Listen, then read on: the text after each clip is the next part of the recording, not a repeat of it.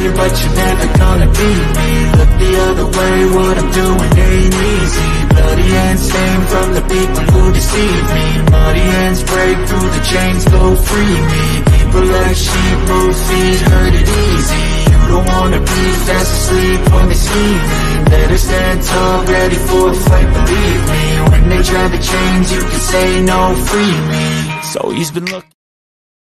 Hello everyone, and welcome to another edition of the Geek Gauntlet Podcast. I'm your host, Mr. William D. Morgan. Got a cast of thousands with me. Cast of thousands. Janae won't be able to make it tonight. She has some stuff come up at the last minute, so hopefully we'll see her again next week. But let me go ahead and bring everyone in. First, she is a writer for GNN, and she is also the TikTok and the cosplay queen. Remember, girl, Kat in here. Kat, what's up? What's up, William? How's it going? Oh my goodness, eventful day, but I got through.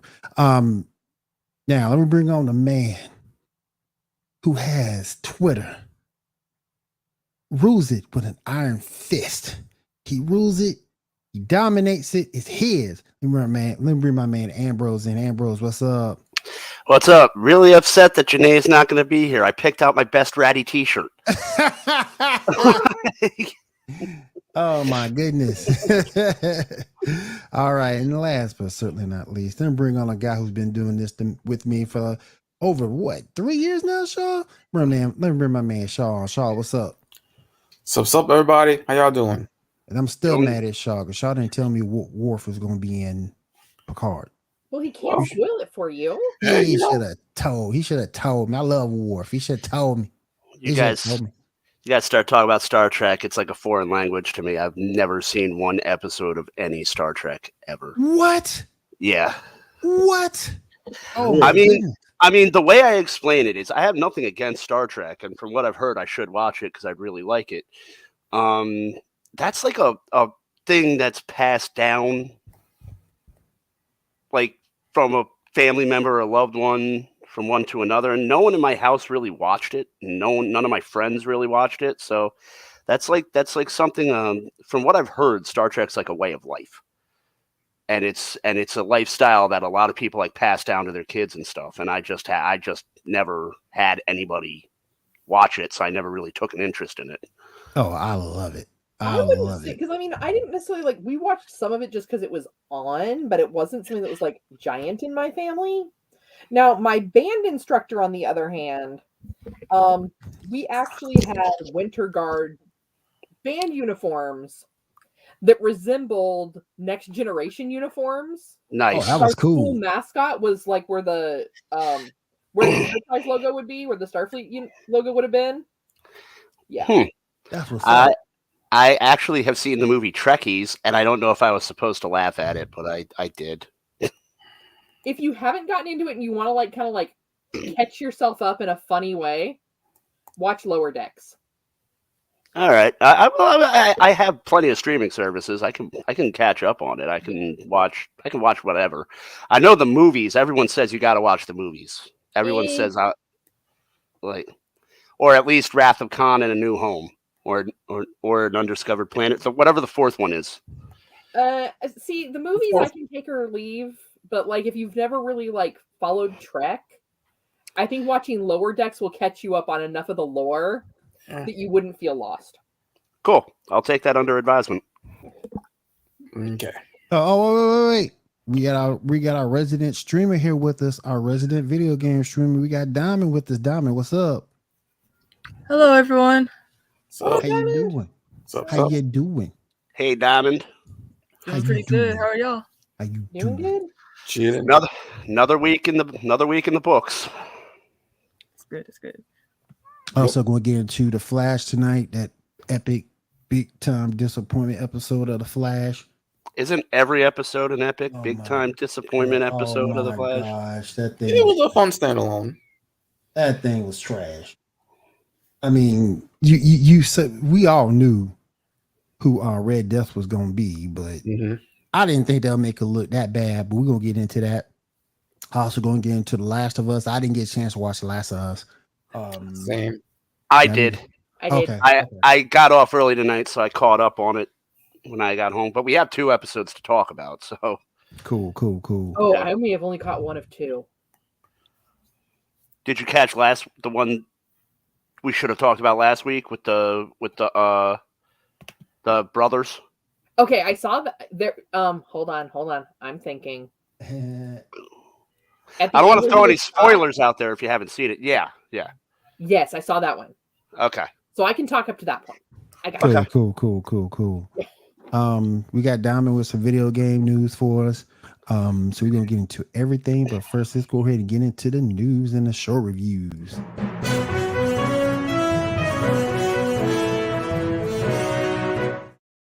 All right, Shaw, what we got going on tonight, my friend? All right. First up, where's this damn thing at? All right. First up, let's talk about the last two episodes of The Flash.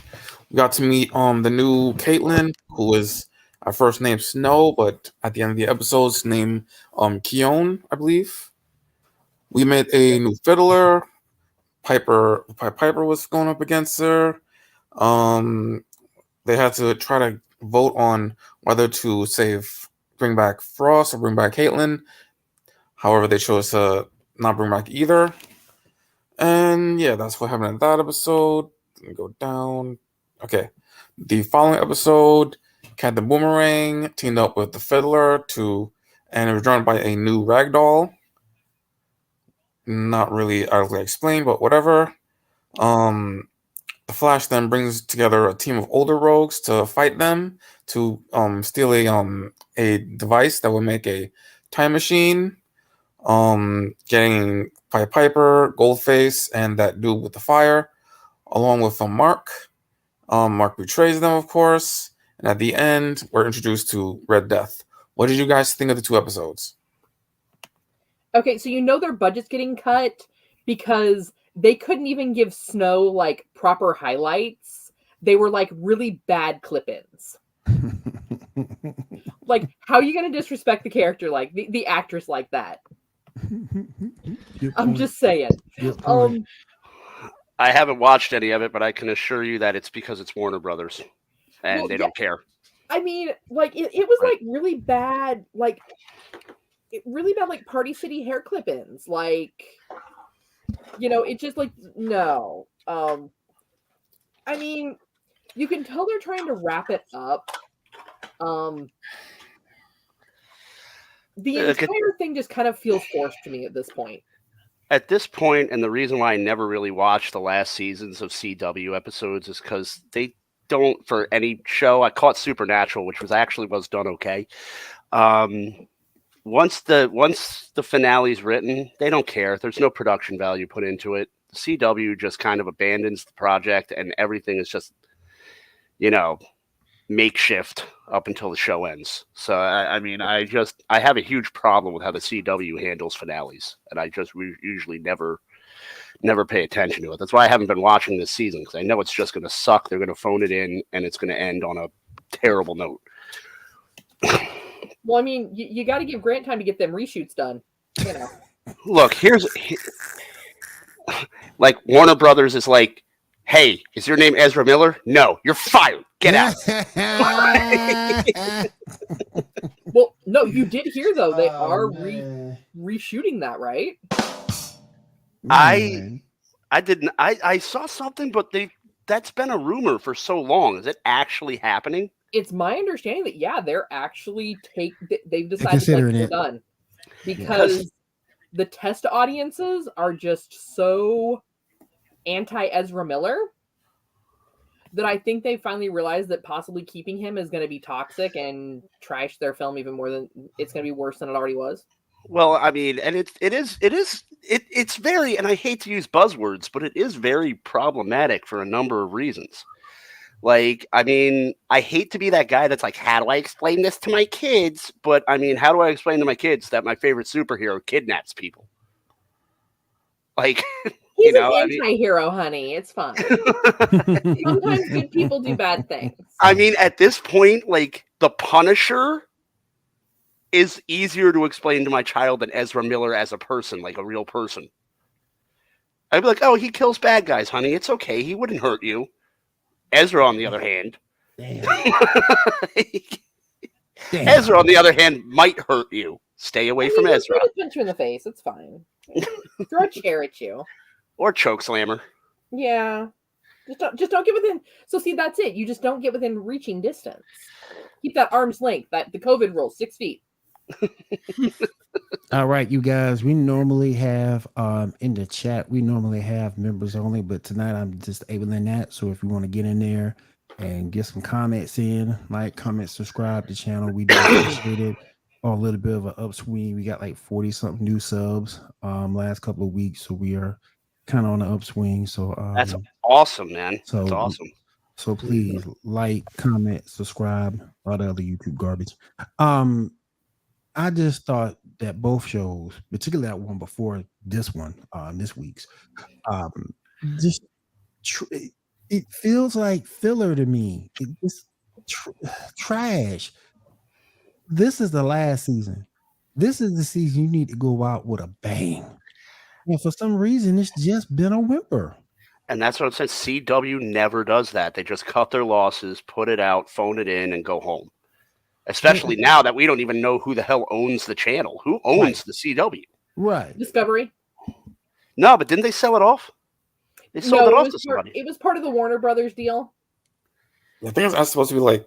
Yeah, but I thought Daddy Zaslav unloaded it though. I thought he put it up for sale and someone bought it, or like they didn't even the people that bought it didn't even pay for it. It was just like given to them. Oh, was it? It was like Star something. It was like a company. Star something, yeah. Here, let me look it up. Hold on one second. Yeah, because I thought it was. I don't know, but hold on, I'll pull it up. CW. But both episodes are just so lackluster. Nexstar Media Group. Yeah. Well, before we continue, we have some more stuff to talk about. The Flash, the future. Tyler Hilton was supposed to appear, but because the season was too short, they couldn't work that out. Right. Also, since this season was cut so short, originally the whole hacker thing with Chester was going to have a storyline, but since not, they're not doing the full storyline, but it will be explained at some point. Damn shame. We also have some reveals of some leaked pictures. 6, 7, 8, 9, and 10. Yeah, so Cecile is going to get a suit or something. Is this for the Flash? Yeah. I'm sorry, I wasn't following. I apologize. It's for the Flash. Yeah. Continue. 'Cause we got a really big one coming up. Yeah, that's also her. This is one of the big ones. Really need a suit? Like, I'm just saying, like, her power is not enhanced by a suit. Agreed. But here we have Eddie Thong returning as Cobalt Blue, and here we have some major returns. This is from the season final. Godspeed, Reverse Flash, which I believe is Tom Cavanaugh, Savitar. Of course, right there is Cobalt Blue, and one more. Go to the next one. That's Zoom right there. And how this show handled Reverse Flash has also been a point of contention for me. Like, Reverse Flash is honestly, if you actually read The Flash, is the most brutal villain in comic book history. Like, he's the most sadistic person I think anyone's ever put on a page, and they just didn't capture that in the show. It was very disappointing how he was put forward. How's it going there, D-Fur? What's up, man? Hey, how you doing, David? What's up, man? What's going on? You know what? That's my bad. When I scheduled the show, I forgot to hit the Twitch button. My bad. That's on me. But you're here. You're here anyway, man. So it's cool. That's me. That's on me. Sorry about that. Yeah. Who we got, by the way? If you just click up a little sign in into StreamYard, we can find out who you are. I got a feeling, but I just want to be sure. But yeah, this show's just trash. I mean, they took a villain who pretty much, like, the guy bought Barry Allen back in time, saved his mother, and killed her again just so he could watch him kill her. Yeah, like, I kind of figured it was. I didn't mean to interrupt. Kind of figured it was you, Ando. How you doing, brother? Yeah. Go ahead. But I mean, that was just and they just didn't capture the actual the evilness that is Reverse Flash in the show. Yeah. One, that guy looks like I could knock him out in one punch. Like that guy. Like I said, And I just think the show was just, I don't know. Again, I'm not used to this whole Allegra storyline with Chester. Do we really need it? Agreed. Do we really need it? This whole thing with Cecile, outside of her exploring her powers, do we really need it? Agreed. It's just so much. It's just not. This is supposed to be about the freaking Flash, and it's about everything. But I also don't like the fact of how Barry is like unsure of himself at different clips of the show or certain segments of the show. Yeah, that happens. It's like you're not supposed to be that. Come on. It's just Well, like you just like Ambrose said, you're getting it last season. We're gonna give you this, and that's it. Well, if you'll allow me to present a hypothesis for a second, I've had this thought about TV shows for a long time. I'm an old man, as we all know, and I've been watching TV for a while. And every TV show, when it hits the 4th season, if it's lucky enough to hit the 4th season, there's a fork in the road. And the writers can either commit and keep making good content and keep pumping the episodes out and just make an awesome show, and it'll usually go on for 5 or 6 more seasons and have a dedicated fan base, or the writers can accept their success, grow complacent, and just not deliver. Right. And that's what happened with The Flash. That's what happens with a lot of TV shows. It happened with Game of Thrones. It happened with The Flash. It happened when the 4th season hits. That's the fork in the road. If you make the wrong turn, your show's not going to end on a good note. Well, right now, this show doesn't seem to be ending on a good note at all whatsoever. All right. What we got next up, Shaw? All right, next up, talk about some Star Trek Picard. All right, so looking at my notes here, Beverly first shows up. She sets a call to Picard for help. Picard meets with Will. They go to the Titan. We meet the new captain, Captain Shaw, who starts out as kind of a bit of a dick. Yep, flat. Yeah, that 60 wasn't the best either. Right, it wasn't the best. More or less. Let's see. Captain Shaw is also addicted to 7. We finally meet the ship with Beverly, who is with her son. Beverly's in a cryopod, whatever. Meanwhile, Rafi has her storyline. Now she's undercover, looking for a weapon for what is likely Section 31. The weapon itself goes off, destroys some area. Following episode, we meet Beverly's son, who's named Jack, who is very likely to be Picard's son. We find that out later. It is. Yep. Let's see what else happens. So my boy Worf. Yeah, we'll get there. Give me a moment. Got a couple more plot points first. What's up, Solo Girl? What's going on? All right. What up? All right, we then get a very nice scene between Picard and Beverly where, without talking or anything, we get the gist that Picard is the father of Jack. You are the father. And without hesitation, once he tells Shaw about it, Shaw defers to him, and that's a really good thing. And then finally, with the whole Rafi storyline, Rafi gets herself in trouble, almost gets killed, but then out of nowhere, her handler shows up, and that handler ends up being Worf. Yeah. Yeah. So what do you guys think of the episodes? That's my guy. Yeah. Love Worf. I thought it was a good episode. I was shocked. That's why I titled this Picard The Next Generation, because like everybody from Next Generation almost was in this. Yep. Almost. Yep. Oh my I'm gosh. just waiting for them to stop like being surprised when Picard defies orders. Like, he built his entire career all the way up to being an admiral based off of that concept. So like when he goes off the rails, why is anybody even surprised anymore? Right. They should be expecting him to be freelance, loosey-goosey type of deal. Yeah, I mean, 7 of 9 couldn't have stopped him if she really even wanted to, because he would have just done it anyway. Mm-mm. Mm-hmm. and it was good to see her again. And Dr. Crusher looked like she hadn't really aged a day.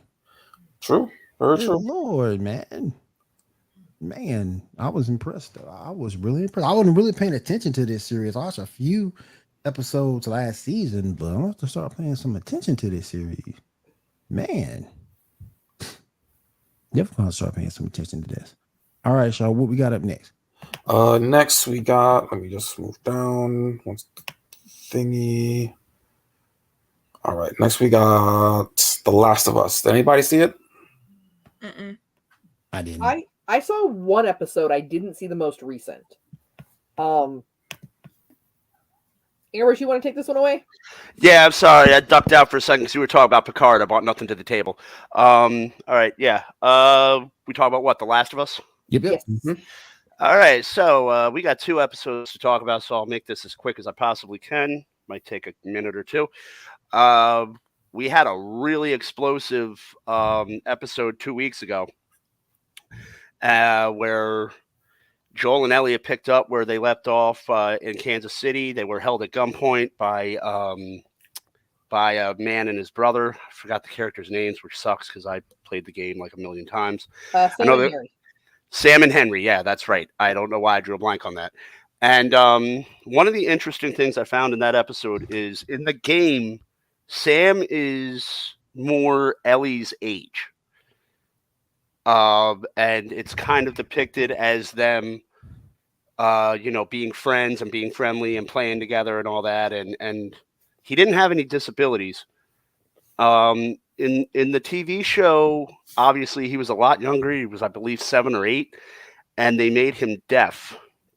And I don't know why they did that, but it worked. I think it kind of made us sympathetic to Ellie because she had a kind of, for lack of a better term, a caregiver moment. And it softened her character up a little bit. You actually saw that she wasn't actually God, I can't say a bad word. She wasn't just nasty. And then it ended up, what really excited me about that episode, and I was wondering how, is the bloaters. Now, if you don't play Last of Us, there's the clickers, which we saw earlier in the series, where they click and they have sonar hearing. They're kind of like bats, and they zone in on you and eat you. Bloaters are evolved clickers, and they're huge. And I was wondering if they put that in the show because that's hard to pull off, and it was brutal when they pulled that out. That was I was really surprised that they actually included the bloaters in this. I thought it was going to be more like a Walking Dead type show. Anyway, they escape an ambush. The rest of the Kansas City resistance gets demolished by the a horde of clickers, bloaters, and runners. And unfortunately, young Henry gets bitten. And Ellie, this is one of the really most heart-wrenching. It actually hit harder in the show than it did in the game because Ellie's trying to heal him. She thinks her blood will heal him. She's trying to put the blood over his wound. And he still turns. And then Henry kills Sam and kills himself over the grief. So it was a really, really hard episode to watch. They nailed it. And I think what's going on with this show is I'm not calling it a loyal adaptation because a loyal adaptation would be following the game to the letter, but I'm calling it a faithful adaptation because they're adding characters in at the right spots that weren't in the game. They're filling in gaps that people that haven't played the game wouldn't understand. And it's really, they're doing a great job with this show. The second show, which aired last Sunday, was a little bit more slow paced. I don't know if I could talk about it. You guys haven't watched it. I don't want to spoil it. Okay, no, so I've seen when once they got out of Kansas City. Yeah. They did start following the map and they make their way into Wyoming. Mm-hmm. They come across a cabin of 2 little old people and, snarky little grandma. Which was hilarious, by the way. Right? You made them soup? It's cold out. They were hungry. Yeah. No. And they explain that going across the bridge, that nothing that goes across the bridge survives. And at this point, they really don't know if it's clickers or if it is. They could have been anything. People. Bandits, raiders, anything. Yeah. And of course, Joel, not knowing that type of climate, would not have understood that, clickers would not have had much success in that area because it's really hard to grow fungus and have it survive at temperatures that cold. So they end up crossing the bridge, and all of a sudden you have this whole brigade of what on the onset looks like potentially raiders come up over the hill on horseback. And basically, long story short, it turns out that there is a community of people that have settled in Jackson, Wyoming, and that includes his brother. What's up, man? The Geek and I podcast. Appreciate you being here. How you doing, brother?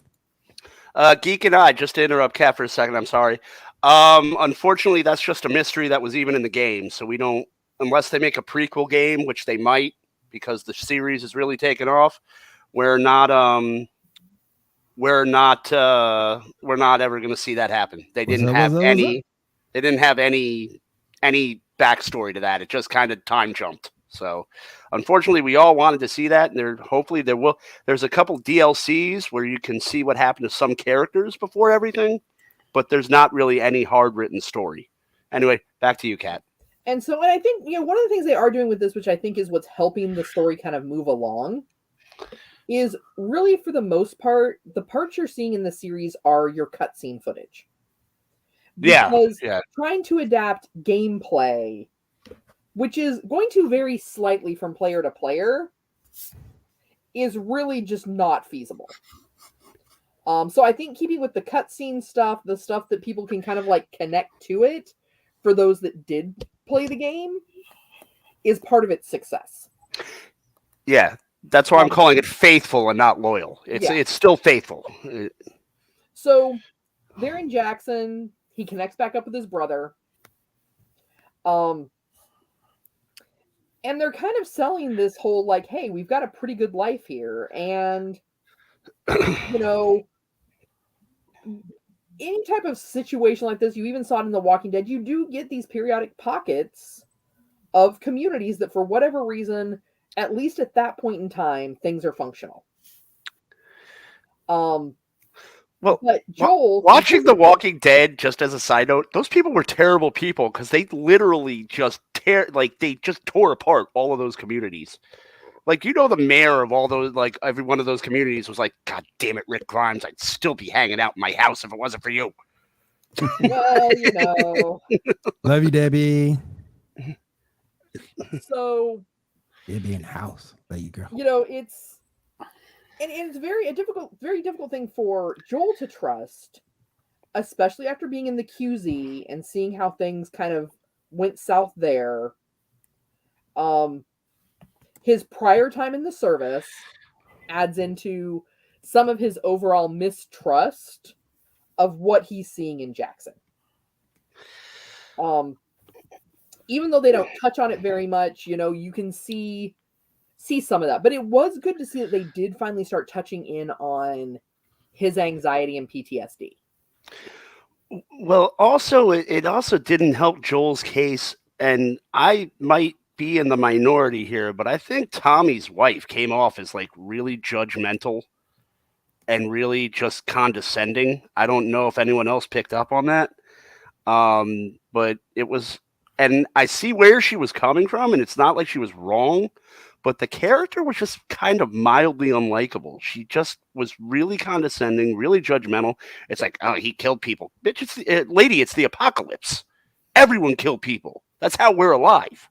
Right. I think there's also, as we saw in the QZ, there are, and, there is killing to survive, and then there's killing because you have no other choice other than to be part of the killing. Right. So that's kind of like, even the Fireflies are in that situation. Let me throw this comment up real quick and get the room's reaction.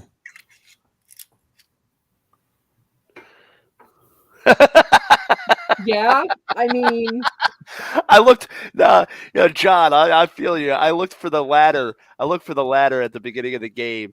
I just replayed the game, and I still don't remember where the ladder was. It took me like it's me and Tess are searching for this ladder, and David Furr is watching my stream. He's like, "Dude, are you all right?" I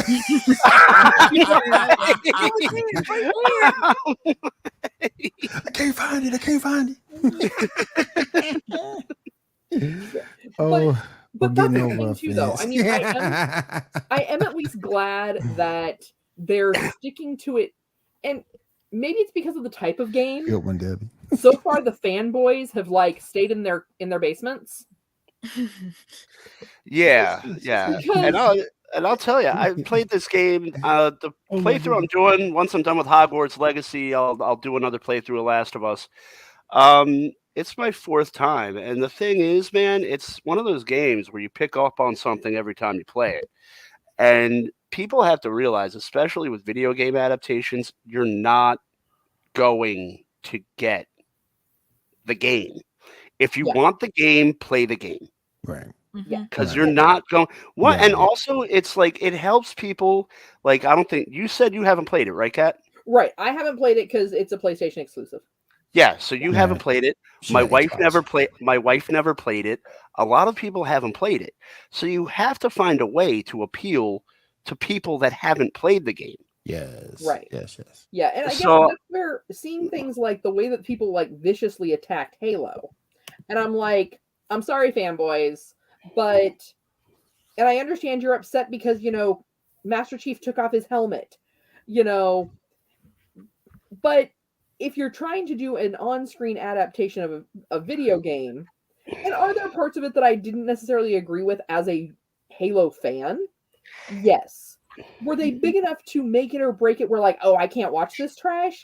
Absolutely not. Trash. See, I've never played Halo. I thought it was Trash. a good show on its own. If it was another title and didn't have the Halo title, I still would have watched it.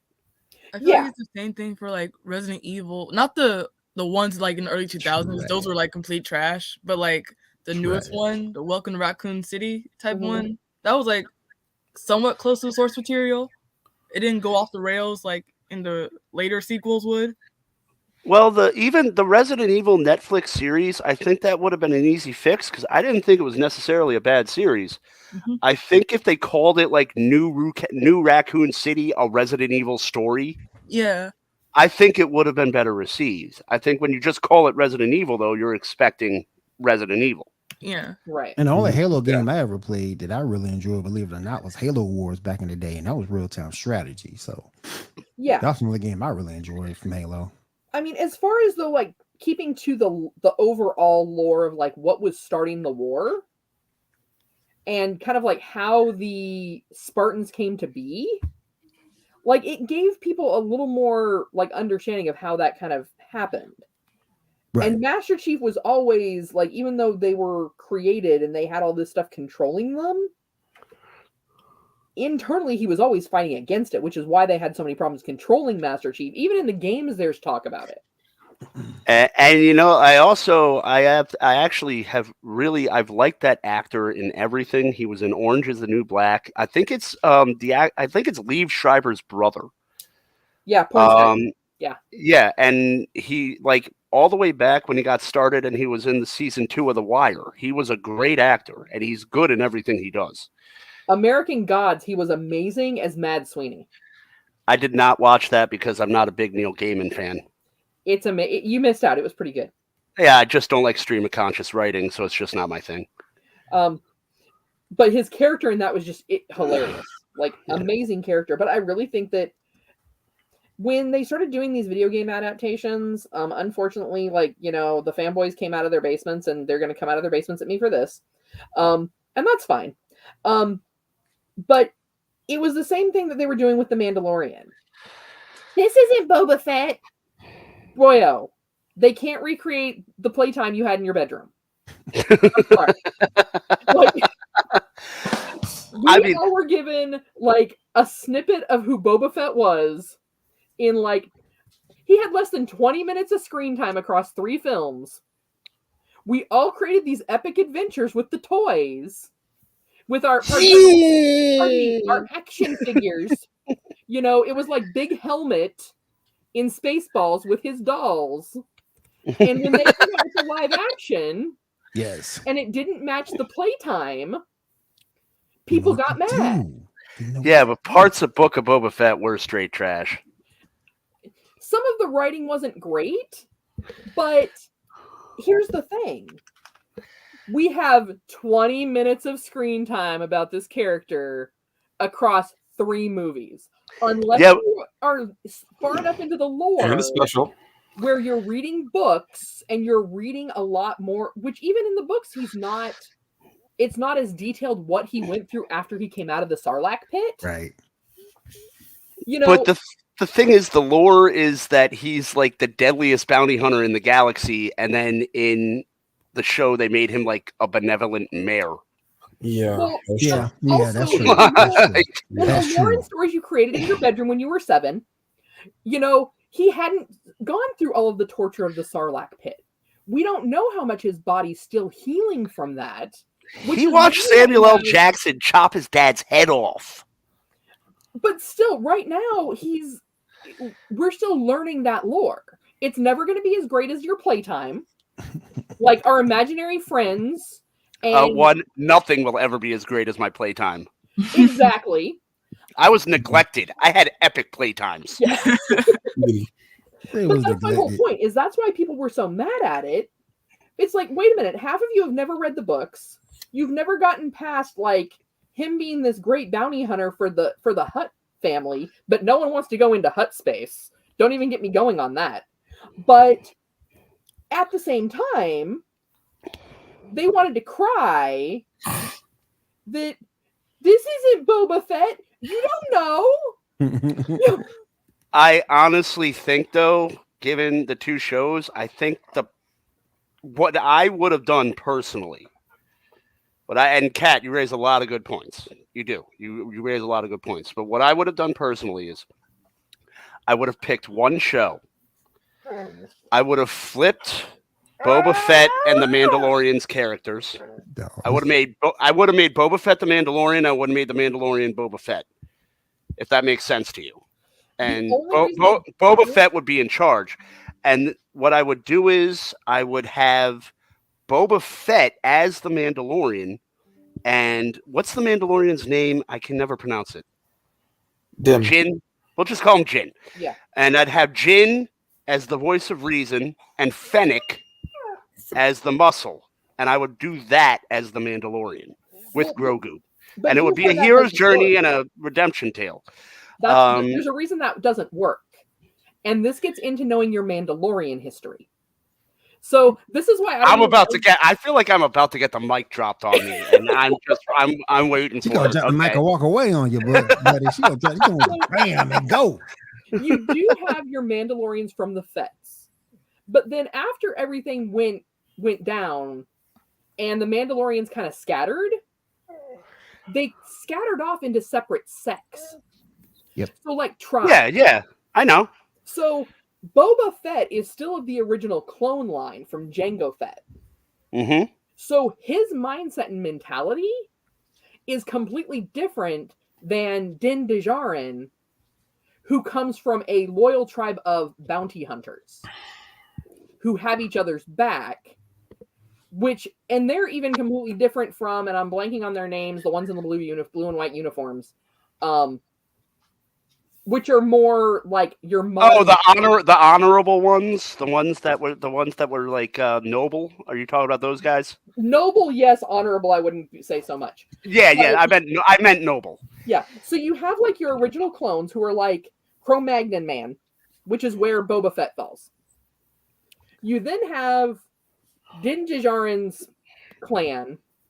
They're like Homo sapien, and then like this other group, which, like I said, I'm drawing a blank on their names.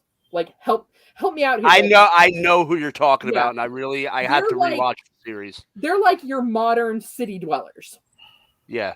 So, because with Boba being a loner, because when the clones scattered, it was a matter of the clones scattered, And then if I remember correctly, then there were these other tribes and clans that formed, and then they did separate bounty hunting and raiding and started recruiting children and in some cases having children.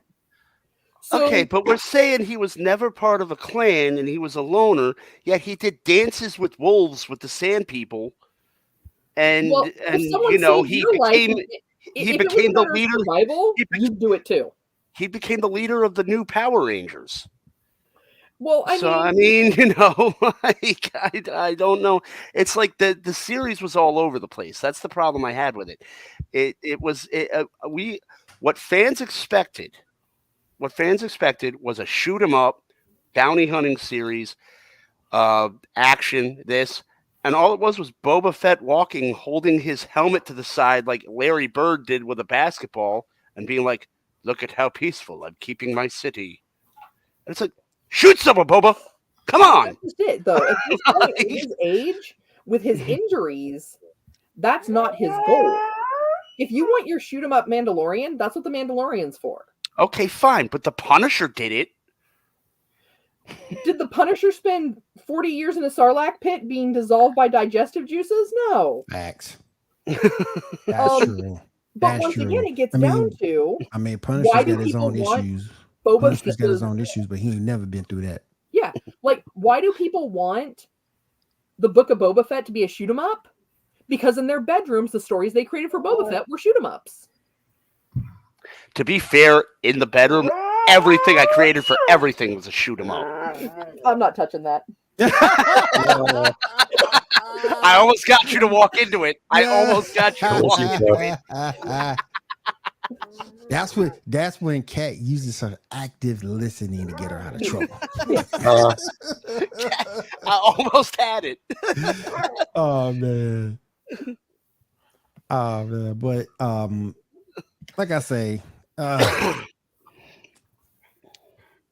but I mean, I understand what Kat's saying. I'm sorry to cut you off, William. I understand what Kat's saying, and Kat raises a lot of good points. But I mean, as a lot of us, for those kids that were playing Boba Fett and we're playing, you know, shoot 'em up, you wanted a certain amount. There should be in the second season a happy medium, because this is a character that it was enigmatic. You want some of the mystery unraveled, and you want it. Obviously, there's a lot to work with because not much is known about him, as you pointed out. But I think people were expecting more of a procedural. He hunts a bounty every week, or he does this every week. And it was kind of like, for me, it became boring because it was philosophical. It was like a philosophical show, which I wasn't tuning in for. I was tuning in for action. Right. And that's my point.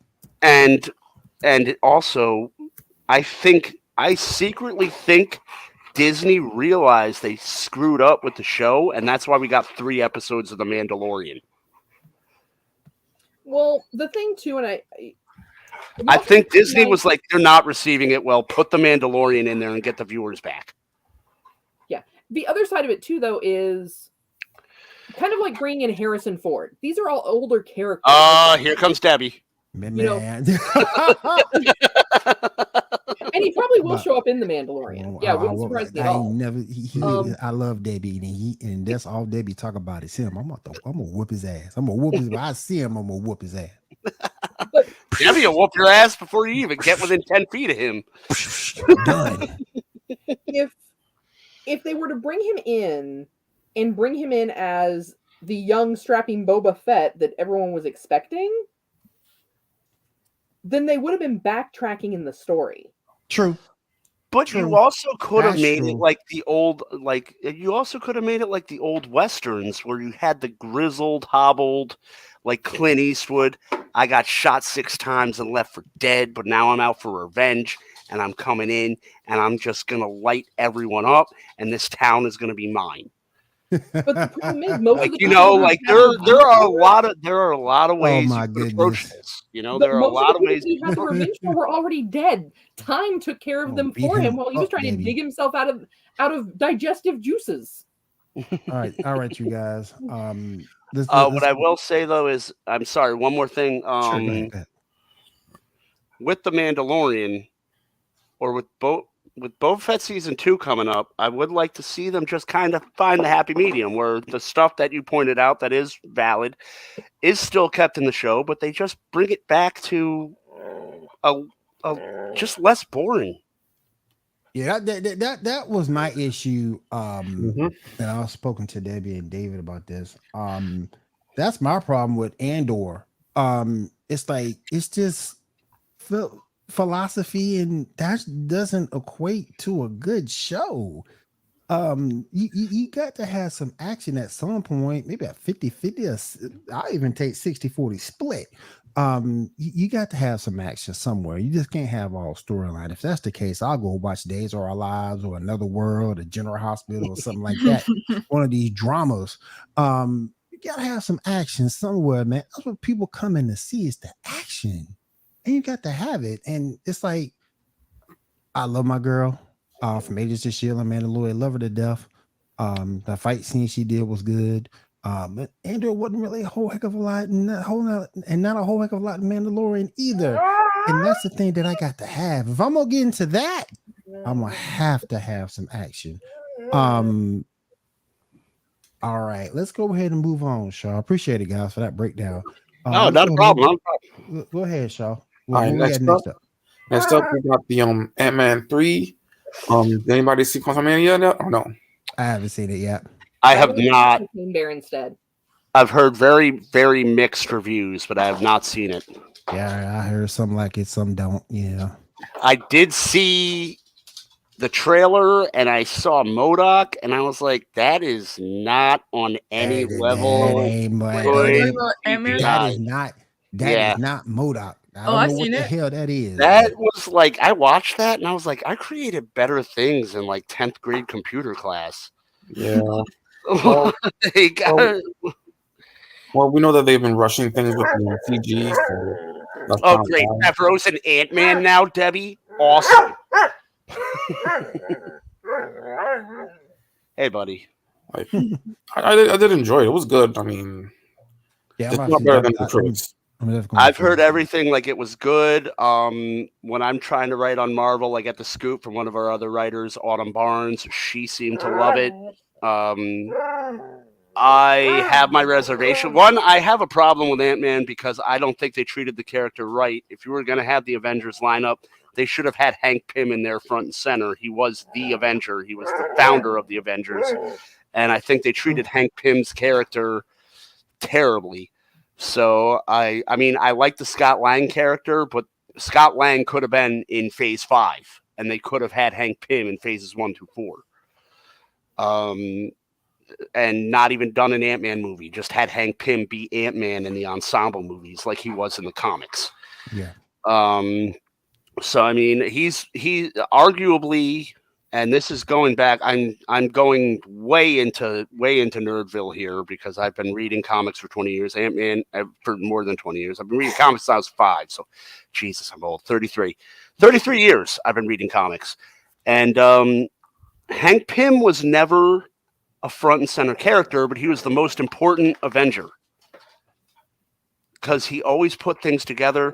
The fact that they had Tony Stark create Ultron was really, really off to me.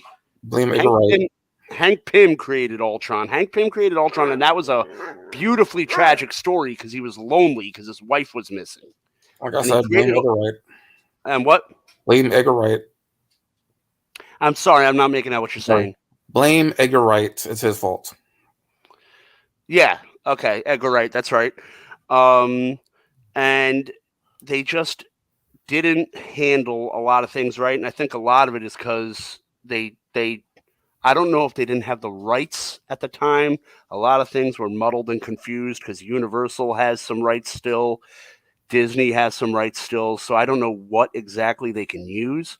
But I just think Hank Pym deserved to be front and center more than just a cameo in Scott Lang Ant-Man. And it really doesn't make sense because Scott Lang comes in and Hank Pym is like, yeah, I got these Pym particles. You're an Avenger now. Okay, Where were you, Hank Pym, for the other 8 Avengers movies? Yeah. That's a good point. That's a good point. Let me head over. I'm gonna deviate a little bit, Shaw. I'm gonna head over to Diamond. Diamond's got some video game news for us. Dom, you will go ahead and get that in for us real quick. Mm-hmm. So first up, apparently GameStop might be facing some issues again. I'm shocked. It's going through some layoffs apparently, and no one seems to be going into the store like that. Have you been to a GameStop store? It's depressing. Yeah, like I like going to GameStop and all, but like y'all be screwing me over with me like turning in my games, 15 plus games. You like, oh, it's $5. Like, bitch, I paid $30 for these games. How dare you send me $5 for this and in-store credit my ass? Like, this is that's true though, because those trade-ins, the math don't be mathing. Yeah, they don't. It really don't. You spend $60-$70. We can give you $12. The hell? You mean that? The hell? I beat this game in 3 days. You're gonna give me $12. You're gonna give me my fucking whole money? Oh, like, what the fuck is this shit? I got the game from you. I bought it from you. From this particular GameStop. From this store. My area at one point, Annapolis, Maryland, we had 5 GameStop locations all in the city. And it's a small city. We had one at the mall, one in every shopping center. And I was friends with all those managers because it was back in the day when GameStop was actually a cool place to go to talk video games, and they'd sell you things. And I told the managers, and they all agree with me, your business plan sucks. Your business plan sucks. It sucks, and it's not going to last. Because here's the thing. You need to have motivation for your employees. You're asking them to push these insurance plans. You're asking them to push these things. Give them a commission. Give them. And you know what? Someone working in that position, they're not asking for the world. Give them $1 for every insurance plan they sell. Give them $1 for every coverage plan they sell. Give them $1 for every pre-owned game they sell on a customer. And you know, give them some sort of. Hey, calm down, buddy. Calm down. Calm down. I'm sorry. I'm talking loud. I'll talk a little quiet. You got something to say about GameStop too? But I mean, it's like, you know, give them a little bit of give your employees a little bit of rope. Give them something to, you know, make them work harder instead of going in and they're on their phone and like, well, I'm only making $9 an hour, so fuck you. I don't care. Oh, pardon me. I'm sorry. I don't. You good. But like, it was in the spirit of the conversation. Real quick before you, I just want to say real quick, if you want to know more about what's going on with GameStop, there's a YouTuber, Camelot331, who follows a lot of what GameStop does as well as other companies. So definitely go check his YouTube channel out. Go ahead. But I mean, I think they should have done that. I think they should have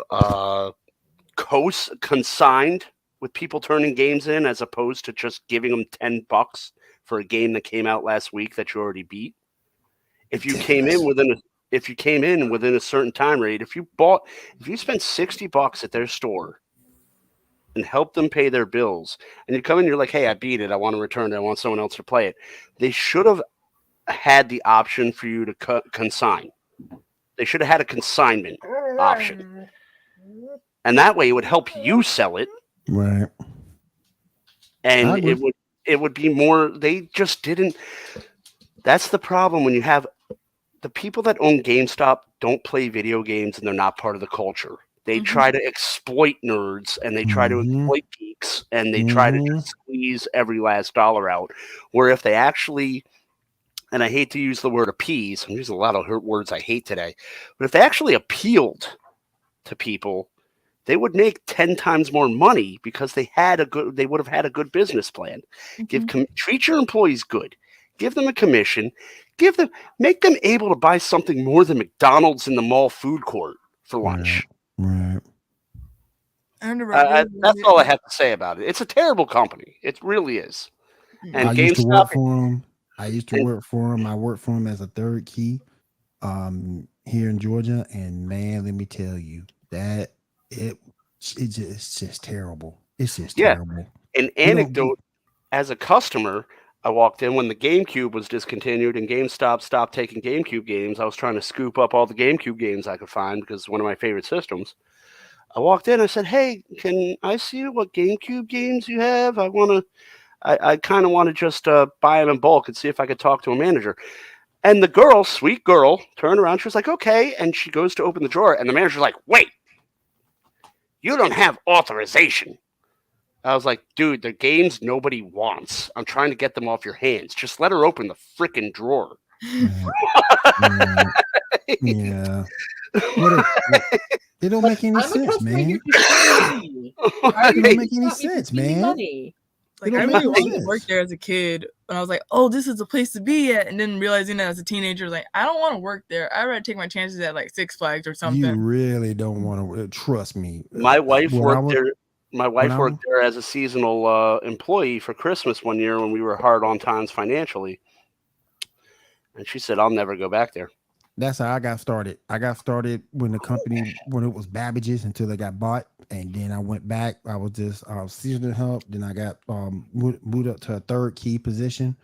And it was just terrible. And they don't, and go to Amber's point, they don't pay nobody. So if this is going to be a part-time job, you might be okay. But if it's your full-time job and you're not a store manager or a DM, you ain't getting, no. I mean, like, if you're a general manager and that's your second job and you like playing video games, then you're good because you get this systems for free and everything, and you get games for free. But other than that, it's a terrible place to work. Because they don't do the managers meetings anymore. They don't do that. Back. So, but the managers meeting is gone. Guess what? You don't get no free system. Like my wife would come home and she'd be like, "I'm never doing this again."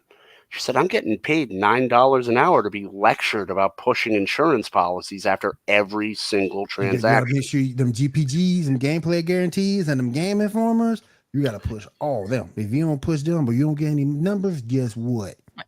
Nope. I have a stack of game informers in my dresser right now, just like collecting dust. Yeah, because once you're done with it, that's it. It ain't nothing to really be looking at. And Ambrose brought it up. You know, they trick people into thinking if you work for GameStop, you're part of the video game industry. You're part of that culture. No, you're not. No, you're not. No. No. And half the news in the Game Informer 90% of the time was from like 3 months before. Yep. Yeah. Like it was stuff you already knew. Yep. They had some reliable game reviews, but other than that, that was like 30 seconds of my time. It was like the only thing was they'd had some reliable. Calm down, buddy. Calm down. You want to go to GameStop? No, he's saying F GameStop. He's saying GameStop got Dad mad. Now I'm mad. I don't calm down, Dad. You calm down. You calm down. You know, my daughter said that to me the other day, and I was like, all right, I'm done. What else you got, Diamond? So also, Elden Ring has officially announced that both their physical and digital sales topped 20 million units, meaning this is the biggest game sold by From Software. I'm shocked that it's only 20 million. They've re-released that game like 80 times. Yeah. It's been a bunch. It's been a bunch since they released it. I mean, I love Elden Ring, but it's like every time I see it's like Grand Theft Auto 5 at this point. It's like, oh, let me guess. Getting like Madden. There's another re-release. Getting like Madden. Yeah. Well, anything else, Diamond? Yeah, Sony has announced that on their new State of Play, some games being the PSVR 2 experience of a sci-fi shooter, and Boulder's Game PC version will be launched on August 31st, with the PlayStation version also being released. And then, yeah. And real quick, I got something. Over on Pokemon Scarlet and Violet, you got about maybe 8 hours left to go catch the 7-star Surfing Pikachu raid. So definitely go check that out. If you hadn't already got him, go get him. Took me a little bit because he's kind of hard because he throws his shield up right from the beginning. So definitely, if you don't have him yet, go and get him now. I don't play Pokemon, but Psyduck is my spirit animal. Because once you get Because once you get them, you be happy you got them because that surfing piggy 2 is a challenge. All right, anything else, Diamond? So what's it? So there's like a sneak peek at Street Fighter 6 gameplay with 3 new characters revealed. I saw that. Yeah, Lily, Cammy, and Zangief. I saw that. How is Cammy a new character? Well, like, am I missing something? It's like a new design, I think. New design, and a new character though. And a lot of them has a new design. Ryu has a new design. Chun-Li has a new design. Yeah. A lot of them were designed brand new. Like I said, I can't wait for the game, so it needs to hurry up and come on. I never got to play Street Fighter 5. That was kind of when I was in the middle of a lot of games at the time. I love Street Fighter games. I still play them on Super Nintendo, but I don't agree with the marketing that says Cammy's a new character. Okay. I don't agree with that. I don't, like Cammy's a new character. Okay, what is this? 1992? 5 was okay though. It was alright. It's pretty good. It was pretty good. And my favorite is Third Strike. That's my favorite. I think my favorite was it 2 Third international? 2 international or 2 turbo? What was the one what was the one where you could play as M. Bison and he wasn't just a boss? That was a good game. I'm thinking it's 2. But there's like 5 2s, and I don't know which one it was. Yeah, it's a bunch of them. A bunch of them. But I love Third Strike and I love Street Fighter Alpha 2. Those are my favorite 2. So go ahead, technically, this is like Street Fighter 10. There's been a lot of them out there. Mortal Kombat, just like multiple versions of Mortal Kombat. Yeah, and that's supposed to be coming back soon. I think, what was it, Shaw? Did you put that on the lineup? Mortal Kombat 12's coming out? Yep. All right, we'll talk about that in a minute. Okay. Get over here. Yep. Also, there's some footage of Resident Evil 4, mostly of the I can't pronounce his name, Krauser? The Krauser fight, the knife fight, along with an announcement of a VR mode and a mercenaries mode coming. Cool. So is this a remake? Yeah. Okay. Yeah. And also, like, Capcom has announced that the special demo is coming soon, so it may be related to the Resident Evil 4 game or not. Like, kind of how Resident Evil, 8 wasn't kind of related to it. Can I ask a question? Sure. How is it that we have Activision always in disarray, EA always in disarray, Ubisoft always in disarray, and yet like Capcom flies under the radar, and it's like we're still giving you some bomb ass games. Because Capcom knows what the hell they're doing. Yeah, but no one ever is like, yo, Capcom is still awesome. Everyone writes about how all these other companies are gypping the customers and failing, but Capcom is consistently just being like, you know what? The fans do want this. Put it in. Street Fighter 6. Yeah. Resident Evil. Okay, one of the games wasn't that bad. Let's fix that. Put it out. Thanks, Capcom. But and no one ever covers Capcom. Because other game companies and saying that, we're not going to do what they're doing. Like, we're not going to do microtransactions like that. Yeah. But it's so bizarre because Capcom is the most, if you think about it, fans are never mad at them. But when they release a bad game, there are some bad Resident Evil games, you can't avoid it. But fans are never mad at Capcom ultimately. But how much drama do you hear from Capcom as a studio, though? And how much drama do you hear from them as a studio? You don't hear hardly any drama from Capcom, and I think that's how they're no one ever covers them. Complain. Right? There's nothing that they do that you can really complain about. I mean, but the thing is, though, why is that positive? Hold on, buddy. I'm sorry. I'm actually happy. I'm happy. Why is that positivity, though, never covered? Why isn't anyone like, hey, Capcom's actually doing some awesome things over here? It should be. I agree with you. They're putting out some quality content. Why isn't Square Enix covered? Square Enix put out another great game. There was no drama over there. I mean, it took 6 years to produce this Deus Ex game, but the game is awesome. and no one is upset, and no one was sexually harassed, and Bobby Kotick didn't threaten to kill anybody's parents. True. Like, I mean, I don't understand why. I don't understand why the positivity doesn't get the same exposure that the negativity does. And I think that's a lot of why people have negative, like people that are casual have negative views on gaming. Well, I'll say this to kind of like wrap things up. If you go back and look at the internet as a whole, drama sells more than positivity. Drama gets more attention than positivity. So I know that. Yeah. Yeah. So I guess that's the reason why. I'm a career restaurant industry worker, and I pride myself. I was a great server. I was an even better bartender. But my complaints always outweighed my compliments. Oh yeah. Because no one ever takes the time to leave a compliment. Right. You have that one bad day, and 6 people are like, that guy's a jerk. It's like a survey. You get a survey in a retail environment. They're not going to comment positively on a good survey, but you do something wrong, they best believe they're going to comment on that negative. Mm-hmm. All right. Dom, you got anything else? Yeah, there's like a few more. Go ahead. So Microsoft signs a 10-year contract to bring Xbox games, mostly Call of Duty, to Nintendo Switch. I was so kind of happy and I was kind of happy and confused. I'm on the fence on that. I'll let everyone else go because I have a lot of questions. Why don't you just put Halo on there? Just do that. I mean, the OLED might be able to handle it, but a Nintendo Switch, which is only running at 60 frames a second, I don't know. And I'm a huge proponent of the Wii U. I thought the Wii U was a much better system than it got credit for.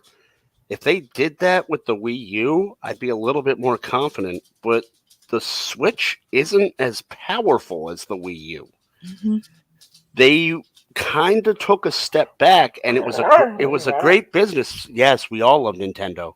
It kind of took a step back and said, hey, we need to create something for everybody, and it worked. It was a fantastic business decision. I love my Nintendo Switch. My wife loves my Nintendo Switch. My kid loves my Nintendo Switch. That is what Nintendo was going for. They want something for everybody. They want something everybody in the house is going to play. But the Wii U was more powerful. The Wii U had better graphics. And given that it's a cartridge-based system, I don't know how you're going to get the same output on a Switch that you will on an Xbox. Well, if you, more than likely, they'll probably put it in the store and you can digitally download it, so that would help. But I don't know, because like I say, it's a 60 frame per second system. Like I said, maybe the OLED can handle it graphics wise to make it look better. But but the original Switch, the Switch Lite, I don't know.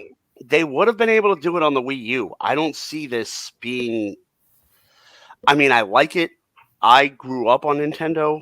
I always root for Nintendo. I know a lot of people don't like them. I know they've done some shady business dealings and stuff, and they're kind of like the Apple of the video game industry. Like a lot of people have sworn Nintendo off, but I just don't see, and I like it in spirit. I like the fact that all 3 consoles are getting together and they're working together instead of trying to divide the fans.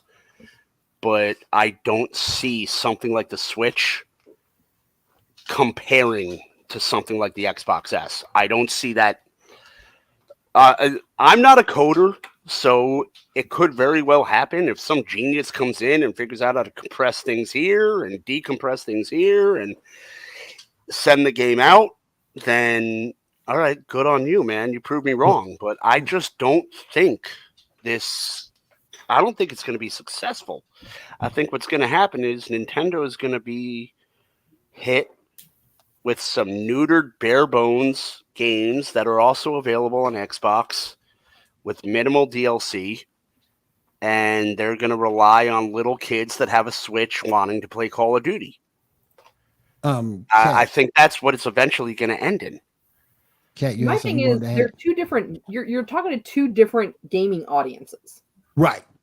And don't get me wrong. I totally agree with that, by the way.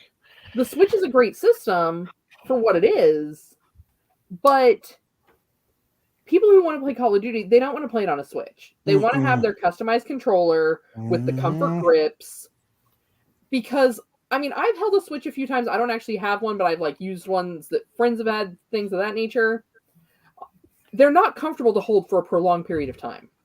No, I think Nintendo's biggest problem was the GameCube controller was the best controller they ever put out, and they abandoned it, and they have not had a decent controller.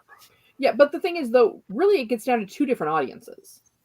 Even adults who play Nintendo, if Nintendo's your niche, you don't really care about Call of Duty. If Call of Duty is your niche, then Nintendo is like, oh, I have it just to say I have all the systems. So I'm a little concerned that they're betting on this in a way that's not necessarily going to benefit either side as much as they think it's going to. Right. I think it's a risky but acceptable gamble for Microsoft because Microsoft is sitting there, and I can guarantee you this was in the boardroom. They're sitting there and they're like, we don't have a system on the go. How can we expand our product line and give it to people who want to play the games on the go? Because Microsoft never had a handheld system. Yeah, but most and I think this is their way. We really don't want a system on the go. But I'm not done yet because none of this stuff is done above board. I can guarantee you they have a handheld system in the works.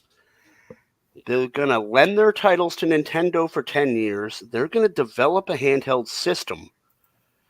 And once they get the data and once they get the technology and once they can figure out how to get people playing Call of Duty on the go on a Microsoft handheld console, they're going to do that. They're using Nintendo for research right now. But here's the thing. Most people who play Call of Duty, very few people play it for the story. They play it for the multiplayer. And, you know, we all already look crazy walking around talking with our earbuds in, our earpieces, whatever you've got that's wireless. You don't need to look even more crazy running around screaming about all the things you're going to do to somebody's mom because, you know, they just, you know, corpse camped you. Mm-hmm. Oh, pork your mother last night, Trebek. Yeah, that's the whole thing. Is like the Call of Duty games and the way that the majority of people play them is not conducive to being mobile. But I think the video game industry in itself is insidious. I think Microsoft is doing this because they're like, we want to be able, the new thing is people on the go, people playing on the bus to work, people playing when they're in a traffic jam. People are not sitting at home playing video games all the time now. To be fair, we do have we already have something similar to that. I mean, you could do it on your computer. Yeah. But it's not the same. They want something compact. I mean, you could do it on your phone through Game Pass. But it's not, playing on your phone's a pain in the ass. So is playing on a Switch. But I get Cat's point because I understand Cat's point too. I'm not discounting Cat's point. It's going to be kind of awkward to play Call of Duty on a Pro controller. Yeah. It's going to be kind of awkward to play on I mean, I play on my phone on some of the Game Pass stuff, but I have a controller set up for it, one of those Bluetooth mobile controllers, and it's perfect for me because it's an Xbox controller basically. Yeah. But yeah, Game Pass is out there, but I don't know. But no, mark my words. This has been a problem with Microsoft for a while. They've been behind Sony. They've been behind Nintendo. They've never had. Hey, buddy. They've never had a handheld system. They never have. That's true. 10 years. 10 years is usually the development time for a console. We'll see what they do. From beginning to finish, that's usually the development time for a console. So I think they're going to release these games. They're going to allow the Switch to have them. They're going to see what works, what doesn't, and you'll have, like, I don't know, what are we in 2022 now? I don't know. It's all been 2020 to me. What are we, 2023? Mm-hmm. 2034, we're going to have Xbox S Lite. We'll see for sure. And it's going to be a handheld system, and they're going to iron the kinks out, and they're going to do that off of the backs of Nintendo. We'll see what happens there. Dumber, what else you got? Mm-hmm. So Hogwarts Legacy sells 12 million units in the first 2 weeks. Damn. Nice. Like, yeah. It's really nice. Mm-hmm. It's an awesome game. Has anyone else played it yet? I have. You have? Awesome. Mm-hmm. If you want to tune in, me and Chris Cassidy are doing a special MCU Mondays. We're going to talk about Hogwarts Legacy on Monday. Cool. I'll be there. All right. Also, Atomic Heart was also released. Along with that, the developers Mudfish has apologized for a racist cartoon after PC Gamer published a story about the racist character found within the game. It wasn't that bad. What was the rate? I'm so tired of this stuff. Here's the thing. Let me start with the fact that, Snowflakes. as someone who has played Atomic Heart, it definitely gives you some BioShock Infinite kind of vibes. Mm-hmm. Yeah, you told me that. With a very strong... If you don't know what you're playing, it kind of looks like a Russian propaganda game, like you would expect it to be seen in World War II. Russian propaganda. But I mean, that's a lot of those games that are released in that region. They have that feel. Yeah. Right. And I understand it. Like, as you get further into the game, though, you kind of start to see kind of that unravel, just like you did with BioShock Infinite, that like this perfect utopia isn't really that great. I briefly saw it, and I was like, "Oh, this." I already knew, just because, like we were talking about earlier, people want to latch onto something that is negative, and I'm just going to put my 2 cents out there.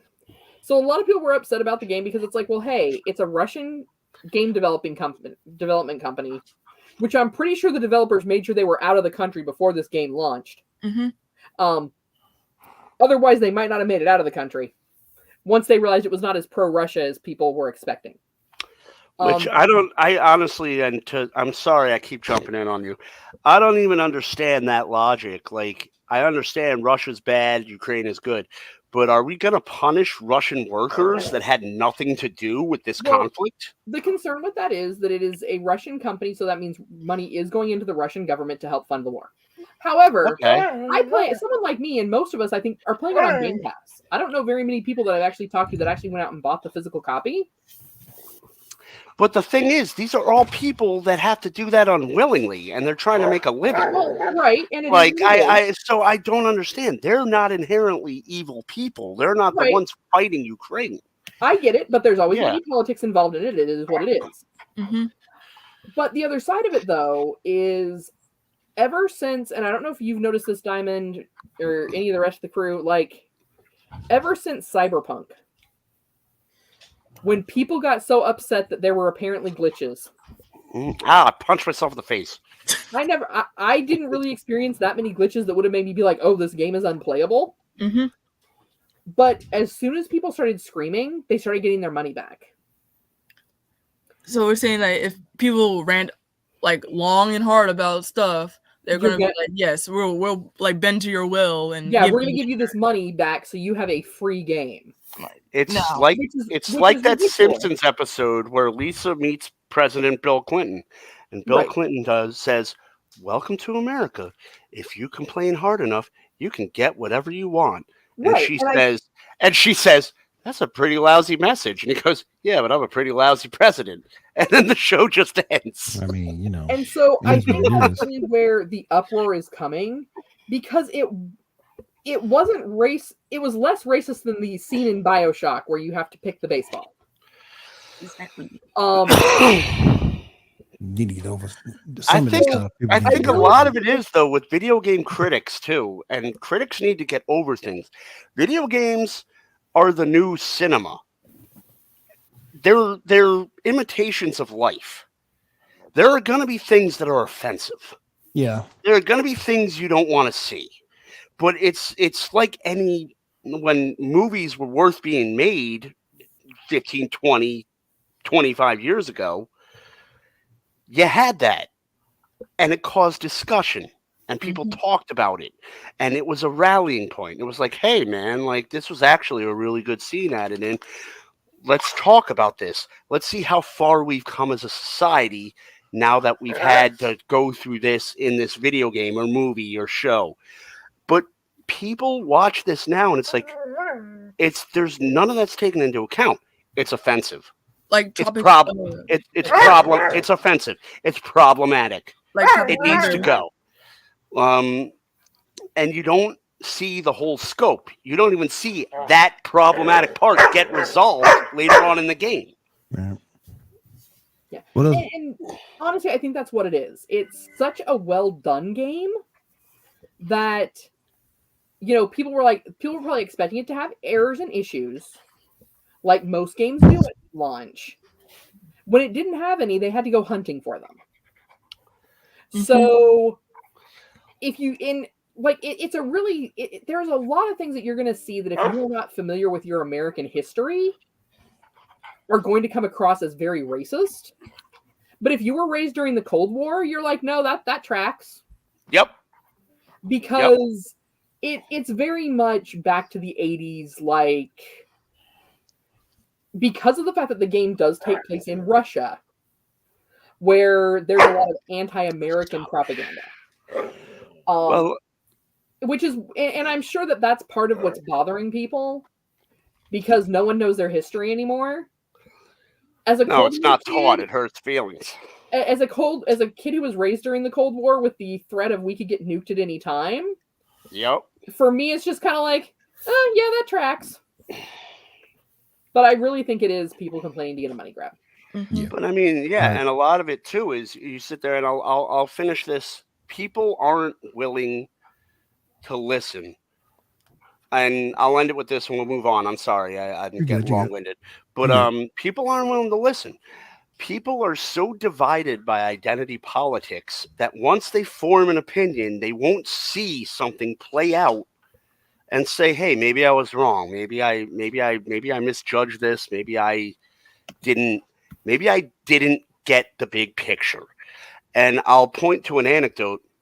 When Roseanne was still on Roseanne before she was canceled by the shitty comments she made. Pardon my language again. I'm sorry, I've been drinking. But she made bad comments. She deserved to be removed from her show. But before that, there was an episode, and it was highly controversial, of the new Roseanne, where a Muslim family moved into the neighborhood. And everyone was up in arms without watching the episode. And I said, everybody, we need to watch the show and see how it plays out. You can't be up in arms. Now, what happened was this Muslim family moved in, and completely normal for, suburban white people to have a phobia of Muslims. That happens all the time. But in the course of the show, Roseanne got to know this family, got to, connect with them. And then when the woman was at the end of the show, when the woman was discriminated against in, I think it was a supermarket, Roseanne defended her. And it ended up being a positive outcome from something that was an irrational fear. So everybody that was protesting, I was like, did you watch the episode? No, I'm not going to watch that trash. I think you should watch the episode. I think it sends a really good message. Why would I watch the episode? Well, I just told you, so I don't know. I don't know what to tell you, dude. But I mean, and that's a lot of the thing. And that's a lot. People cut it short when they want to cut it short. That's my point. Understood. All right, Dan, you got anything else? Yeah, one more thing. Sure. A new trailer for the Suicide Squad Kill the Justice League was released from Rocksteady, but it was hitting some points that may or may not annoy gamers, from a battle pass being at the forefront of the game to a gear score allowing players to access and play harder missions. Just like, dang. Hey, you gonna go to microtransactions right off the rip. Yeah, we get to the damn game. Thank you for that, Dom. Appreciate that. Appreciate getting us caught up in the world of video games. I'm gonna roll back to Shaw for a second. Shaw, what else we got? All right. Next up, we got some information about the upcoming Marvel projects. Secret Wars and Ironheart will be releasing this year. Everything else will be pushed. This includes the Marvels, which will be released on November 10th instead. We have a picture of the first new poster for that. Picture number 1, please. They have very glowy nether regions. I just want to say, y'all see who number one, right? The best one is number one. The best one. You see where Bree is, right? Actually, Bree should be on the ground and no girl, but she can't fly, so I get it. But look, everyone knows how much I love Brie Larson. You the only one. Yeah, I know you're being sarcastic now. I mean, the only thing I can say about the Marvels is I feel bad for that girl that plays Miss Marvel because she's a good actress, and they tried. That character did not deliver in the comics. No one liked her in the comics. The show was ill received, and this kid just puts her all into it, and it's heartbreaking to see this little kid just working her butt off, and it's a thankless job, and I think it's wrong for them to put her in this position. But I mean, that's just me. All right, so what else we got? Kevin Feige finally confirms that they are working on a Spider-Man 4, so that's no longer just rumors. It's actually happening. Okay. Anyone else want to go? Well, I'm sure it has to do with the rights, because the more when it comes to Spider-Man, because they have certain rights to it, Sony still has certain rights to it. So they have to continue to make content ever so often. Otherwise, they risk their argument when it comes to the rights. Yeah, that's why they keep making stupid Morbius movies. But like, why? How is this happening? Because Sony is not giving that property up. No, but Marvel still has partial rights to Spider-Man. Yeah. So okay, but they have partial rights to Hulk, which determines that Hulk can't be in his own standalone film. That's totally different. Yeah, that's a different rights agreement. Yeah. I mean, but how do they have the right to make a film? Is Sony participating in it? Does Sony get a cut? It's whatever their agreement is with Sony. I mean, I'm not trying to be combative. I'm just trying to, like, this is complicated. The movies are between both of them. They both do it together. Yeah. Yeah. Oh, okay. So it's going to be like a Avengers Endgame. Kind of. Like, all the movies has been, all these Spider-Man movies specifically has been both Sony and Marvel together. Okay, but Sony still owns the exclusive rights. No. Basically, Marvel has a portion of the rights. Sony has a portion of the rights. Right. Part of their agreement is that they work in a collaborative way to produce the Spider-Man films and the Spider-Man content. See, Universal did it right. Universal said, we got rights to the Hulk. And Marvel's like, you haven't made a Hulk movie in 10 years. They're like, yeah, but that roller coaster is keeping our rights going, baby. All right. Let me get into some of these real quick. New lineup for Marvel. We got a picture of that, Shaw, or just picture number 13. Okay.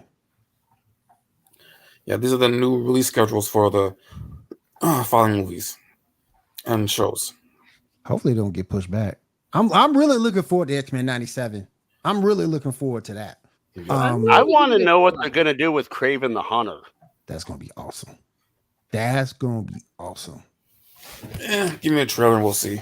Yeah, I think it's going to be really good. It's either going to be really good or really bad. Like, remember, what was it? The show with the chick from Baywatch where it was like Sheena Jungle Lady. Oh, yeah.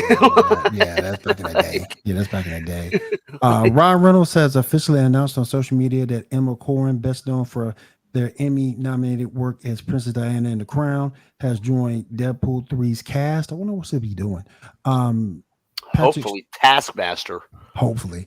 Patrick Stewart hints at return of him and Ian McClane. If you don't know who Ian is, he's Magneto.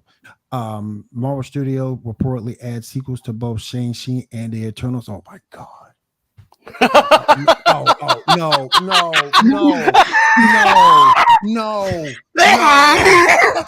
No. We don't need this. Oh my God. Oh God.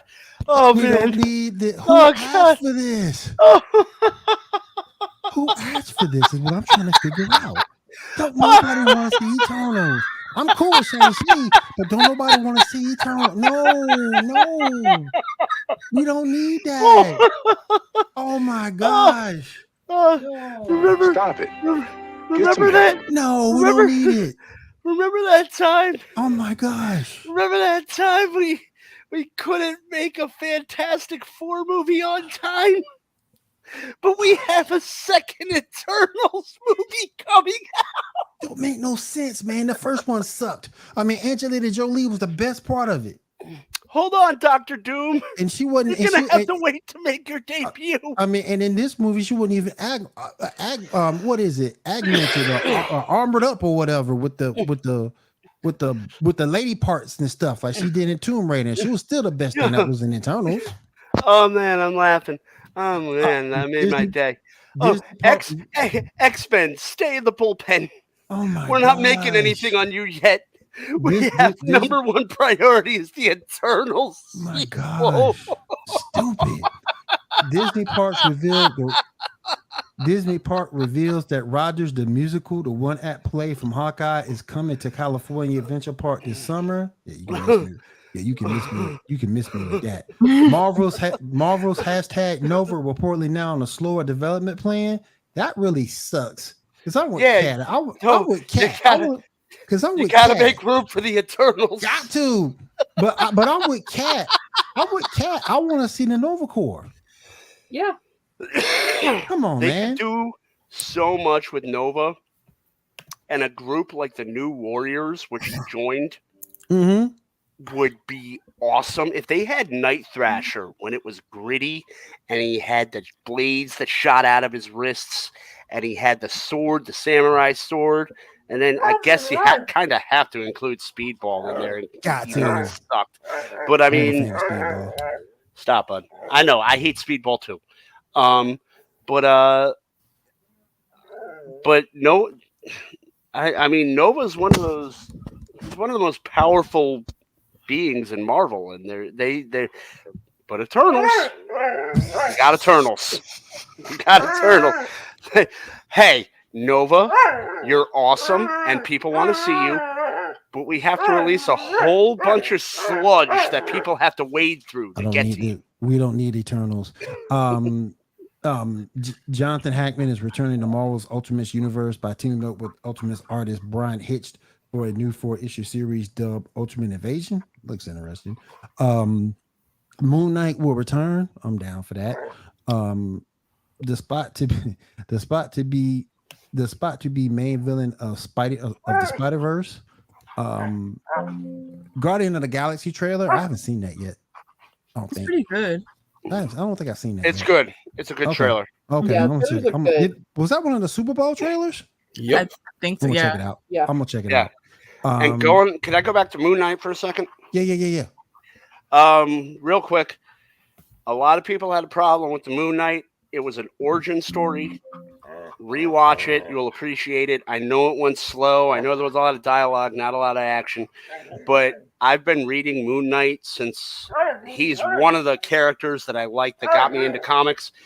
And that's how the comics went.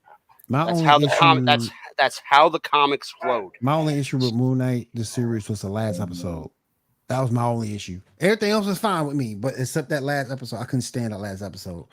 I mean, but you looked at an origin story. Everything else was cool. Everything else was cool. Everything was. I mean, I even liked the finale. I like what they did with the Scarlet Scarab. I liked it. So I have to disagree with you there. But it's people don't appreciate origin stories anymore. So they set a foundation, and now you're going to see the action. Right. So when season 2 comes out, you're going to see the action. It's going to be if they stay as faithful to the comic in this round as they did to the last round, it's going to be awesome. So give it a chance. Don't discount it. Watch the show. If you've been watching it, stick with it. We got the Flash trailer. We got the third unknown Batman in the Flash. Shaw gave us some picks on 3 and 4. That suit don't look right. I mean, it's not so Batman. Who are the 2 known Batmen? Is it Affleck and Keaton? Yes. Okay. And that's the unknown one? I've done an unknown yet. I mean, I highly doubt it'll be Clooney. Yeah, Clooney ain't picking that role back up. I highly doubt, and it's not Kilmer. Ain't no Because telling. Kilmer can't talk. Poor Val Kilmer's, he's having a lot of problems. I mean, I pray for him. I hope he does well. Yeah. But he's not in any role to play Batman. So that leaves, and Adam West is dead. Yeah. So that leaves Bale. We're gonna be looking at Sparkly McSparkles. Yeah. Hot Topic Batman. or Conroy. Conroy. The movie was filmed before his death. Who? Conroy. Kevin Conroy. Yeah, but I think he was voiceovering, if I recall correctly, because he was having some health issues at the time. Mm-hmm. It might be James Gunn is eccentric enough where I'll piggyback off Shaw on this. James Gunn is eccentric enough where it could be a stand-in and they dub in Conroy's voice. Yeah. Yeah. We got a first look at Lady Gaga as Harley Quinn. Pick number 5. Yep. There we go. Man, this looks like 2 meth addicts trying to find a buck. Dang. Peacemaker. Peacemaker season 2 still happening, but it's delayed. I want to see more John Cena dancing in his underwear. Yeah, I need more like John Cena in my life as Peacemaker. Like, can we have a show where Debbie and Kat are the only people on the shows and they debate who's hotter? No, it's not even. We need to do that. Like We need to do that. Kat would be like John Cena underwear, and Debbie would be like Harrison Ford. Or it could be Jason Momoa's abs versus Harrison Ford. Well, but that's 2 different genres. That's like throwing Sean Connery into the mix. Like Sean Connery got better looking as he got older because he looked kind of funky in his 30s. Mm-hmm. But look, I'm a cynical asshole, and Sean Connery gave me hope throughout my whole life. Every time I watched him act, I was like, yes. I might invite Debbie next week. I just might invite her next week just to get her and Kat together. We could all just take bets. We'll just take bets on who. That would be so awesome. This has been the best show I've done so far. That would be so awesome. Hey, buddy, I'm not hitting you. Come on. According to multiple report from Scoopers and those actually in attendance, recent test screenings of Aquaman and the Lost Kingdom has been disastrous. I believe that. James Gunn answered a fan on Twitter about the new heroes in the DCU reset, revealing that at least one major casting announcement will come in the next 6 months. Come on now, man. Well, take this with a grain of salt. We know what that's going to be. Take this with a grain of salt, but I read last night, and I think it was on like Giant Freaking Robots, so it's like 25% like not true and 75% these people don't know what they're talking about.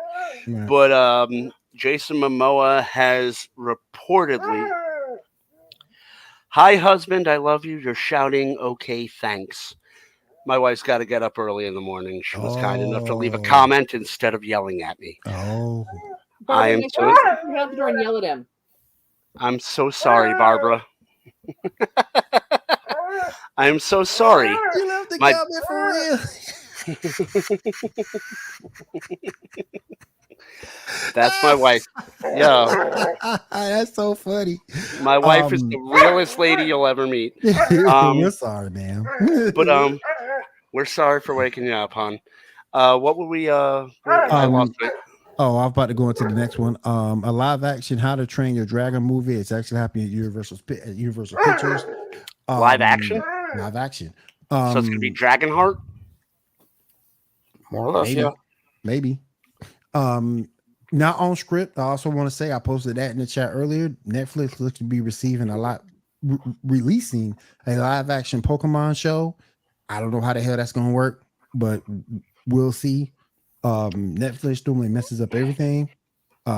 They look to be Given taking that it's some. Netflix, they're gonna find a cat. They're gonna paint it yellow and call it Pikachu. They've done. And I think they took the page from Detective Pikachu's book as far as visuals, but I think the writer's gonna sink it. after what Netflix did to Cowboy Bebop, I go into anything they do with zero expectations. I can't get disappointed if I don't have any expectations. The Mandalorian episode list picture number 11. We're gonna go into this. There you go. Oh yeah, episode 1, March 1st. Nice. We're gonna be able to kick into that. That'll help my frustrations with Lent. A new report claims yet another Hellboy reboot film is on the way. Really? I don't disagree with that, man. I don't know why that. I don't know why that series, but that series was a banger. I don't like Hellboy. I'm not a fan, but that series was a moneymaker. That did really well. Here's the thing. I think as a fan, we got really used to seeing Ron Perlman as Hellboy. But when they was it Josh Brolin? I think they put in the most recent one. Mm-hmm. He had a thinner body type, which is more true to the comic depiction of him. Gotcha. But for people that don't read comics, they all see Ron Perlman. I mean, it would be like replacing him. Who was a perfect Hellboy. Yeah, he was really good. And Brolin's Hellboy, I haven't seen all of that one. I've seen bits and pieces. I haven't watched it all the way through. He wasn't bad, but I think people they got used to a look, and that's what they stuck with. Yeah. Yep. So wait, if I could get another minute, Josh Brolin has been Jonah Hex, Hellboy, and at the same time, in continuation at the MCU, Cable and Thanos. Is he just picking up piles of spaghetti and throwing them at the wall and seeing what the numbers are? Rumor from reliable sources, Stephen Moffat to return to Doctor Who. That's kind of big. That's out of my wheelhouse. That's kind of big. Mm-hmm. PlayStation. Go ahead, Kat. That's part of the reason why people feel that the last few seasons haven't done well is because Moffat had stepped away, and they brought in people that were less familiar with the lore. Right. So. I don't know anything about Doctor Who, but I know this last season has been very divisive with fans. I couldn't avoid reading about it because of what we do here at Geek News Now. Every other article was Doctor Who this and Doctor Who that, and some people liked it, some people didn't, but it was incredibly divisive. A PlayStation State of Play event will take place on February 23rd and feature new details on Suicide Squad, Kill the Justice League, PSVR 2 games, and third-party titles. Mortal Kombat 12 is officially on the way this year, and then we have a new Lord of the Rings, picture number 12.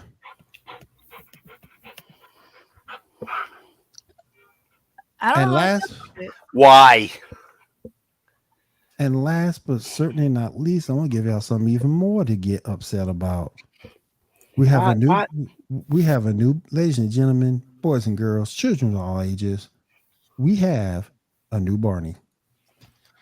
No, that's terrifying. No, dude, that thing is terrible. No, why did you do that to me? I just got that out of my head.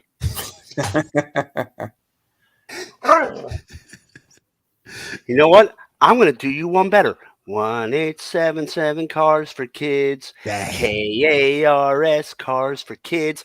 That's for doing that. Look at that thing terrible, man. That thing Barney terrible. is a dinosaur, looks like a grape on steroids. That thing is terrible, man. It's trash. Like, who asked for this? Dude, that thing would go into Jurassic Park and just exterminate all the other dinosaurs. That's like asking for the Caillou reboot. Like, who asked for this? Right. Anybody asked for this? Boo. I would much rather see a new Resident Evil movie based on the mod where they added Barney the dinosaur in place of the zombies. Like, I would much rather see that. Real quick, before we go, we have two topics. The first one, we have Wakanda What If, and Shaw, what did you mean by that? Well, a thought occurred to me while watching Wakanda recently. What if Wakanda had actually told the U.S. government the truth instead of hiding the whole Atlantis thing, the whole Namor stuff? Because my thoughts were, the fear of it was that, the American government would just, do something reckless. But what if they were instead strategic? And the strategic move would have been to simply give aid to Wakanda. Nah, that probably wouldn't happen. Knowing how America, like how the United States is kind of greedy and all, they'll probably want it for themselves. There's a reason aliens won't come visit us. Because it will be a proxy war, which is kind of what America does do. We're not going full at it, just doing a proxy type of thing. So lending a little bit of aid, like what we're doing with what you call it right now, that kind of seems like what could happen. I think the fundamental problem with Wakanda Forever, and I finally tried to watch it last night, but I fell asleep. I think Namor's explanation for his life is still going on. I'm not sure. It was unbearable. But I will say I love the send-off at the beginning of the movie to Chadwick Boseman. It was very touching. It was very tasteful. It was very they really nailed that down. But I think the problem with the movie was, as a whole, was that they, instead of when Chadwick Boseman died, scrapping the script and starting anew and coming up with a new story, they tried to blend the existing script with new material, and it ended up being subpar. Right. It ended up being like you have two different movies now, and it's not gelling. It's not coming together. And that was the main problem I had with the movie, is that they should have kept the opening, because the opening was very touching. They really sent off Chadwick Boseman well in the beginning of the movie. Mm-hmm. But after that, it should have been. They should have had writers in there. They should have paid them double time, and they should have paid them to come out with a good product. Instead of trying to blend two screenplays and come up with what they came up with, because the movie, if you watch it, it makes little to no sense. Right. All right, you guys. Let's go around the room real quick and see what everybody is doing, and we'll jump on out of here for the night. Kat, what you got coming up? This week I'm going to have an article going up about Atomic Heart as far as a game review from some gameplay that I've been able to do on that. Over there at geeknewsnow.net. You'll also see some content hopefully coming to me potentially from Hill Country Comic Con next weekend. Awesome. So I'm just waiting to get the final response on that. Comment below if you think I should start a GoFundMe so I can go buy a jail that's defunct in Missouri. Yes. Is it like a haunted jail or just like? No, it's 10,000 square feet for like $195,000 in Missouri. It's still set up as a jail, but I think with like a little bit of work, I could turn into like a cool, like get some like really cool spray paint artists to come in and turn into like an art space for like an art walk, and like we can have Hogwarts houses. No, not in Missouri. This whole thing could be on Discovery. Fine. The only Hogwarts house that matters. But yeah, it's still got like 3 cell blocks, so like, it's a funky building with potential. But my husband keeps telling me no. So like, comment down below if y'all think I should start a GoFundMe so I can buy it. Like, comment, subscribe. Yo, Mr. Holler, this is an excellent plan. This is a good investment. Please, it's a great investment. Yeah, every once in a while, because I am a man child, every once in a while, my wife gets upset with me and I need a place to go. I can go to jail and watch it for you. Real quick, I was able to, I wanted to show a picture of that Netflix Pokemon series. I thought it was a joke at first, but then I actually looked at it. There you go. I mean, that looks a little good, but not like What is that? That's Eevee. Eevee. Eevee. What? That Is that looks like good. is that Pikachu's illegitimate kid? Damn. Pikachu, legitimate kid. Dude, they really need to just make a Psyduck show. Psyduck is my spirit animal. I have a headache and I hate all of you. Get away from me. But definitely comment below what Cat should do. Shaw, what you got coming up this week, man? Nothing really. Like everything's same old. That's it. Diamond, what you playing this week? I'm still gonna be playing what's it called? Mass Effect. I just haven't been playing it recently. And I'm also gonna be playing Yakuza Like a Dragon. Okay. And finally, Ambrose, what you got? What you streaming this week, my friend? I have a couple of articles I have to do this week because I've been behind. I had an article that got spiked last week. I was going to write about Roald Dahl, but it was decided that wasn't the best fit for our brand. So the article went to the wayside. So I've got a couple articles to write this week. I don't know exactly what I'm going to be writing about, but that's coming up. Then I have a lot going on. I'm sorry. Monday night, me and Chris Cassidy on MCU Monday is going to be doing a special stream on Harry Hogwarts Legacy. We've both been streaming it. If anyone wants to join in or anyone wants to participate, contact Chris. It's his show, so he'd be happy to put you on. But we're going to be talking about Hogwarts Legacy and what's good, what's bad, and we're just going to analyze the game in a very fair setting.